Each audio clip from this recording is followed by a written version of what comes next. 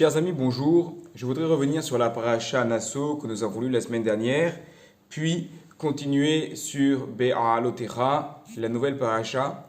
Et en même temps, ce sera l'occasion de réfléchir sur la situation que nous vivons actuellement avec le retour dans les synagogues et avec le déclin progressif de l'épidémie du coronavirus, Bezrat Hashem, que cette épidémie puisse disparaître, qu'elle puisse être complètement derrière nous et que très rapidement nous puissions reprendre complètement la vie dans la synagogue, la vie au Beth Midrash, dans la maison d'études, pour les tfilotes, pour les prières, mais également pour l'étude de la Torah, bien entendu.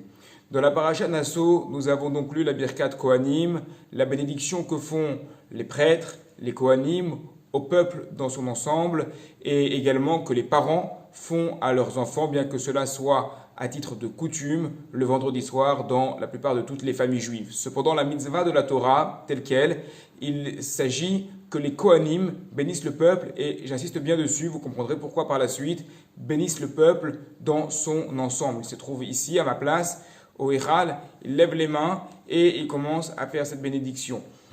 Le commentaire de Rashi sur la bénédiction des Kohanim est assez étonnant. Sur le début de la bénédiction, il dit « Yevarerecha » Hachem te bénira. Qu'est-ce que ça veut dire qu'Hachem va te bénir? Hachem va te bénir, dit Rashi, ça veut dire qu'il va te rajouter de l'argent. Bon, très bien. « Veishmerecha » et Hachem te gardera. Qu'est-ce que cela signifie qu'Hachem te gardera? Cela signifie que si tu as de l'argent, eh bien, il empêchera des bandits ou des précepteurs de te prendre cet argent. Alors, c'est assez étonnant. Pourquoi? Voilà que Rashi résume la bénédiction, donc le tout début de la bénédiction, première bénédiction à de l'argent. Comme si ce qui ferait le plus plaisir à quelqu'un, qu'est-ce qui compte en premier pour toi? Parnassa, l'argent. Mais on a bien vu, pendant la crise du coronavirus, on a bien vu avec toutes les personnes que nous connaissons, qui ont été malades, qui sont partis à l'hôpital, voire pire, que Akadosh Baruch Hu ait pitié de leur neshamot. Qu'est-ce qui compte en premier? C'est évident, ce qui compte en premier, c'est la santé.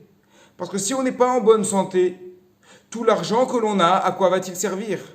Si l'on n'est pas en bonne santé, on peut amasser autant d'argent, on ne pourra jamais en profiter. Donc, il aurait été plus logique de dire que Hachem te bénisse, première chose, qui te donne la santé. Que Hachem te garde des mauvaises choses, première chose, que Hachem te protège pour que tu ne tombes pas malade. Mais voilà que Rashi, et la question est bien sur Rashi, dit non, Mammon, l'argent. Pourquoi? Alors, c'est mon ami le Rav Uriel Louski de la synagogue Blakas à Nice qui m'a fait penser à la réponse. Il y a eu, à la fin du confinement, un philosophe qui a parlé. Invité de la rédaction d'un journal de télévision, ce philosophe a dit la chose suivante. Il est certain que la santé, c'est très important. Il est certain que le respect des mesures sanitaires est quelque chose de fondamental. Et d'ailleurs, dans les synagogues, nous avons vraiment insisté là-dessus lors de la venue des fidèles, puisque nous avons placé du gel hydroalcoolique. Nous avons condamné certaines places pour qu'il puisse y avoir une distance sécuritaire, sanitaire entre les personnes, et ainsi de suite, d'autres mesures. Donc c'est quelque chose qui est fondamental, il n'y a pas de doute. Mais disait ce philosophe à la télévision, d'un côté, évidemment, la santé, c'est fondamental, mais d'un autre côté, l'économie aussi, c'est fondamental. Et si l'on arrête complètement l'économie, si l'on continue le confinement ad vitam aeternam avec l'extension du chômage partiel, voire du chômage total, avec des secteurs de l'économie qui vont s'effondrer, à la fin, qu'est-ce qui va être touché le plus? À la fin, quelle va être la portée de cet effondrement économique? Eh bien, ce sera le sanitaire. Parce s'il n'y a pas de budget, s'il n'y a pas d'économie, s'il n'y a pas d'argent, eh bien, systématiquement, dans un pays, qu'est-ce qui va en payer le prix? C'est le système de l'hôpital, c'est le système sanitaire. Et d'ailleurs, on le voit, dans les pays qui ont le plus de difficultés économiques, où est-ce que cela se ressent? Eh bien, cela va se ressentir dans le système de santé qui va être saturé, qui va être complètement bloqué. Donc, d'abord, disait ce philosophe, remettre en place l'économie afin que la santé puisse suivre, puisse assurer. Parce que si l'on regarde uniquement le moment présent avec des mesures de protection immédiate de la santé, mais sans réfléchir, sans regarder à l'avenir, eh bien, dans ce cas, effectivement, ce ne sera pas possible, il sera complètement impossible de s'en sortir à long terme au niveau santé. D'après cette explication, on peut comprendre ce que veut dire Rashi. Mais en préalable, il faut bien expliquer que lorsque les Kohanim font la bénédiction, ils font cette bénédiction pour le peuple dans son ensemble. Ce n'est pas une bénédiction pour des particuliers, car effectivement, pour un particulier, c'est vrai. Qu'est-ce qui est le plus important? D'abord la santé. La santé avant tout, et une fois qu'on a la santé, à ce moment-là, on peut demander une bénédiction pour la parnassa. Mais si on n'a pas la santé, la parnassa, l'argent ne suffira pas, l'argent ne servira à rien.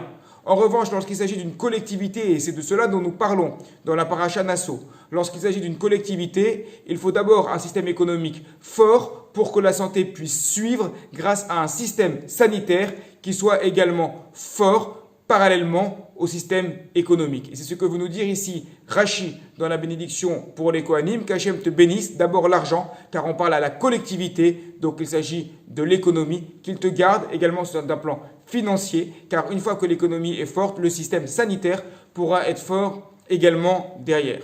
Mais voilà maintenant que tout reprend, donc effectivement, c'est ce qu'ont fait la plupart des États, le déconfinement, tout en faisant attention à garder des mesures sanitaires strictes, et tout reprend. Mais cela reprend progressivement. Alors, c'est compliqué de venir dans la synagogue lorsqu'on nous demande de s'inscrire auparavant. Effectivement, c'est quelque chose qui est assez difficile, assez délicat. Habituellement, les rabbins ont l'habitude d'aller vers les gens pour insister pour qu'ils viennent à la synagogue, et maintenant on envoie des messages en disant s'il vous plaît, inscrivez-vous avant. Malheureusement, c'est quelque chose de nécessaire, c'est sûrement quelque chose de provisoire. Bezrat Hashem, c'est nécessaire que certaines places soient bloquées à la synagogue, c'est désagréable pour ceux dont la place est bloquée et condamnée. Effectivement, il y a comme ça plusieurs désagréments. Dans les communautés qui ne sont pas des grosses communautés, qui n'ont pas un gros minyan, c'est très difficile, voire complètement impossible de reprendre une prière le matin à 6h30, à 7h moins le quart, parce que les personnes de plus de 70 ans ne viennent pas et donc on n'a pas le minyan.